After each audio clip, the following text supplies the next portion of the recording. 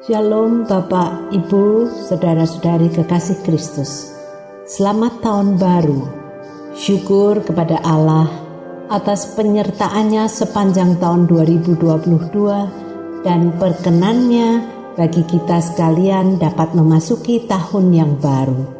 Secara khusus saya, Liana Pujiastuti, bersyukur di awal tahun 2023 dalam suasana tahun baru ini dapat kembali menjumpai Anda dalam sapaan dan renungan pagi GKI Salatiga hari ini Senin 16 Januari 2023. Marilah kita terlebih dahulu memohon bimbingan Roh Kudus agar dapat menanggapi firman Tuhan seperti yang dikehendakinya.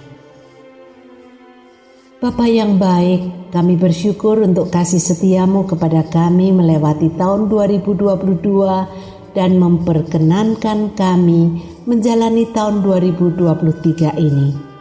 Saat ini kami menghampiri hadirat-Mu, memohon bimbingan Roh Kudus, agar kami dapat menanggapi firman-Mu seperti yang Engkau kehendaki. Dalam nama Kristus, Tuhan dan Juru Selamat kami. Amin. Saudara, renungan hari ini bertajuk Melangkahlah, Jangan Takut. Firman Tuhan yang mendasari renungan hari ini diambil dari Injil Matius pasal 14 ayat 22 sampai 33. Perikop Yesus berjalan di atas air. Nas kita ayat 28 dan 29 berbunyi demikian. Lalu Petrus berseru dan menjawab dia, "Tuhan, apabila Engkau itu, suruhlah aku datang kepadamu berjalan di atas air." Kata Yesus, "Datanglah." Maka Petrus turun dari perahu dan berjalan di atas air mendapatkan Yesus. Saudara, melangkah itu mudah bukan? Kita melakukannya dalam keseharian kita. Kita bahkan hampir tidak pernah berpikir lagi ketika melangkah. Itu mengalir begitu saja secara otomatis. Tentu saja hal ini berlaku bagi orang sehat. Lain lagi bagi lansia atau yang sakit, apalagi kalau mengalami stroke. Melangkah menjadi begitu sulit. Orang yang sakit, utamanya kakinya, akan gamang kalau melangkah. Bisakah? Bagaimana kalau jatuh? Jangan-jangan akan tambah sakit jika melangkah. Petrus dalam perikop ini jelas takut melangkah. Kita jika dalam situasi Petrus pasti juga akan merasa takut. Melangkah di darat itu mah gampang, bahkan bisa dengan mata terpejam. Tapi melangkah di laut, di atas air, yang benar aja. Demikian mungkin batin kita. Logikanya, hal itu tidak mungkin. Pasti kita akan tenggelam, apalagi kalau tidak bisa berenang. Tetapi karena Tuhan Yesus yang menyuruhnya, Petrus meskipun awalnya merasa takut, melangkahkan kakinya juga ke dalam air. Barangkali ia bergumam, "Kok tidak tenggelam?" Dia lalu meneruskan langkahnya. Tetapi ketika dirasa tiupan angin, takutlah ia dan mulai tenggelam. Saudaraku, dalam menjalani hidup, utamanya di tahun yang baru ini, terkadang kita juga takut, khawatir, cemas, gamang. Kita takut pada prediksi-prediksi yang ada, bahwa tahun 2023 akan terjadi resesi global, banyak bencana alam, dan bahwa tahun 2023 merupakan tahun kegelapan, dan banyak lagi omongan-omongan yang begitu menciutkan hati kita. Kita takut pada gelombang masalah yang mungkin akan kita alami atau yang ada di sekitar kita.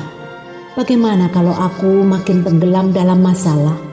Bagaimana kalau aku tidak dapat menyelesaikan masalah-masalahku? Selama kita hidup, masalah akan selalu ada. Tetapi kita memiliki Tuhan Yesus. Jadi, Mengapa kita masih merasa takut, gamang, cemas?